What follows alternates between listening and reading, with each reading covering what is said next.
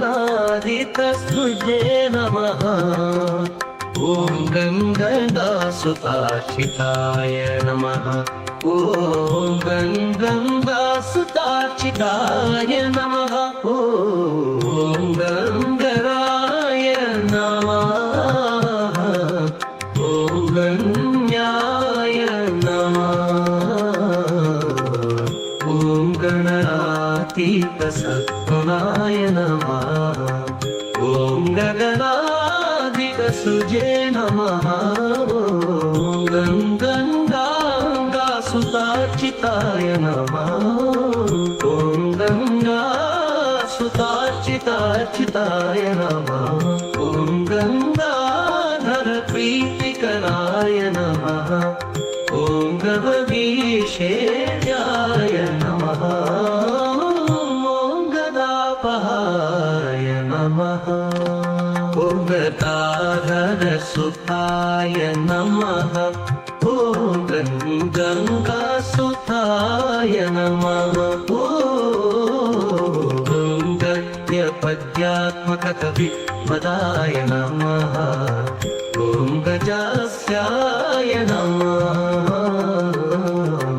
ॐ गजलक्ष्मीपते नमः। ॐ गजावाजिरथप्रदाय नमः। ॐ गंजानिरतशिक्षाकृतये नमः। ॐ गणिगन्धाय नमः।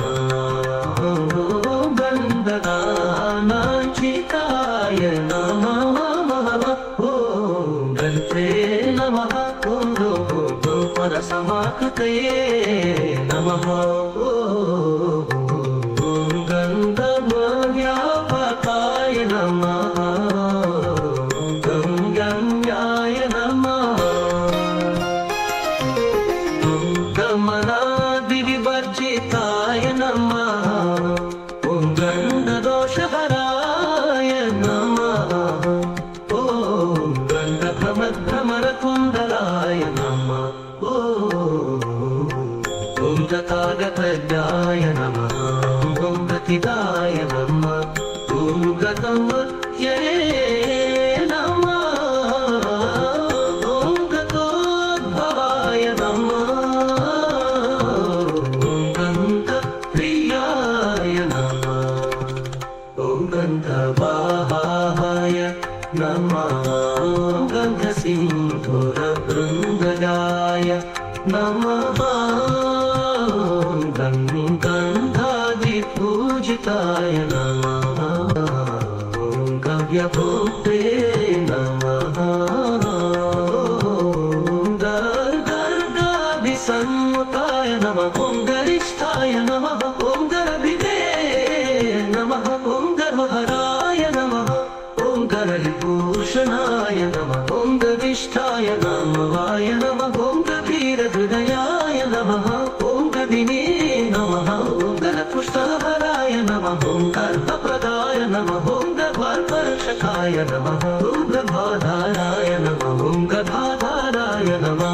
ॐ गर्भवासिशिशुज्ञानप्रदाय नमः। ॐ गरुत्मत्तुयजवनाय नमः। ॐ गरुडध्वजवन्दिताय नमः। ॐ गहेलिताय नमः। ॐ गयाश्राद्धफलदाय नमः। ॐ गयाकृतये नमः। ॐ गदाधरावतारिणे नमः। ॐ गन्धर्वनगरार्चिताय नमः। ॐ गन्धर्वदानसन्तुष्टाय नमः। ॐ गरुडाग्रजवन्दिताय नमः। ॐ गणराज्यसमराध्याय नमः। ॐ गणस्तुतिसाम्यधिये नमः। ॐ गरुडोपलभूषिताय नमः। ॐ गजारिविक्रमाय नमः। ॐ गन्धभूषवाजिने नमः। ॐ गतश्रवाय नमः। ॐ गतश्रवाय नमः। ॐ गदेशनीयाय नमः। ॐ गहनाय नमः। ॐ गहनस्तमुनिस्तुताय नमः। ॐ गवयचिदे नमः। ॐ गदकविदे नमः। ॐ गह्वरापटवारणाय नमः। ॐ गजदन्तायुधाय नमः। ॐ गजद्रिपुग्नाय नमः। ॐ गजकर्णिकाय नमः। ॐ गजचर्मामयक्षेत्रे नमः। ॐ गणाध्यक्षाय नमः। ॐ गणार्चिताय नमः। ॐ गणिकानाथनप्रियाय नमः। ॐ गच्छते नमः। ॐ गफलीप्रियाय नमः।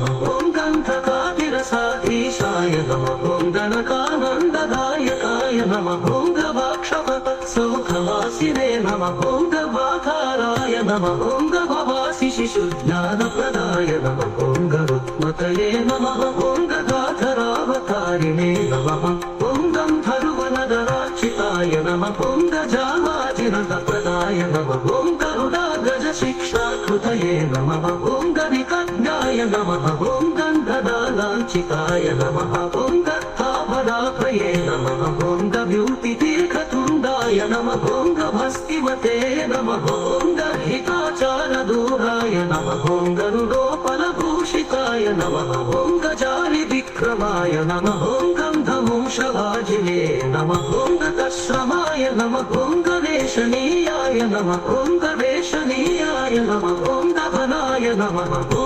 गहनस्तुनिस्तुताय नमः ॐ गवयचिदे नमः ॐ गण्डकविदे नमः ॐ गह्वरापथवारणाय नमः ॐ गजदन्तायुधाय नमः ॐ गजद्रिपुम्नाय नमः ॐ गजकर्णिकाय नमः ॐ गजचर्मामय क्षेत्रे नमः ॐ गणाध्यक्षाय नमः ॐ गणाचिताय नमः ॐ गणिकानर्तनप्रीताय नमः ॐ गचते नमः ॐ गङ्गबलिप्रियाय नमः ॐ गन्धकादिरसाधीशाय नमः ॐ गणकानन्ददायकाय नमः ॐ गवाक्षवत्सौधवासिने नमः ॐ गर्भाधाराय नमः ॐ गर्भिणीनुदाय नमः ॐ गन्धमादनशैलवाय नमः ॐ गरिमानभिवादिदाय नमः ॐ गवाक्षवत्सौधवासिने नमः ॐ गयेडिताय नमः ॐ गयाशातफलदाय नमः ॐ गयाकृतये नमः ॐ गदधरावतारिणे नमः ॐ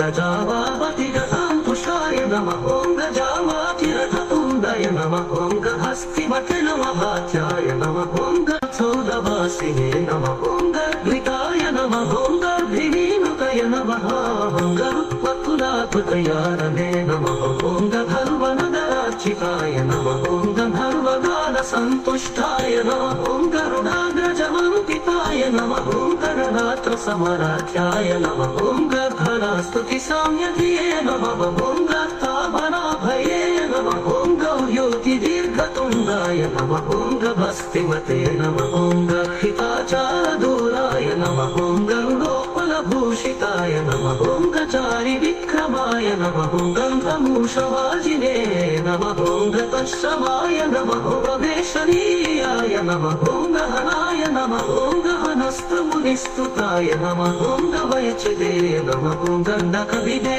नमः ॐ गह्वरापथवारणाय नमः ॐ गजदन्तायुधाय नमः ॐ गजद्रिपुम्नाय नमः ॐ गजकर्णिकाय नमः ॐ गजचर्मामय क्षेत्रे नमः ॐ गणाध्यक्षाय नमः ॐ गणार्चिताय नमः ॐ गणिकानर्तनप्रीताय नमः ॐ गच्छते नमः ॐ गङ्गबलिप्रियाय नमः ॐ गङ्गदादिरसाधीशाय नमः ॐ गणकानन्ददायकाय नमः ॐ गवाक्षवत्सौधवासिने नमः ॐ गर्भिताय नमः ॐ गर्भिणीनुतया नमः ॐ गन्धुमादनशैलाभाय नमः ॐ गरिमालकिमादिदाय नमः ॐ गवाक्षवत्सौधवासिने नमः ॐ गयेडिपतये नमः ॐ गजेशाय नमः ॐ गरीयसे नमः ॐ गध्येभ्याय नमः ॐ गतविदे नमः ॐ गदितागमाय नमः ॐ गहनीयगुणाभावाय नमः ॐ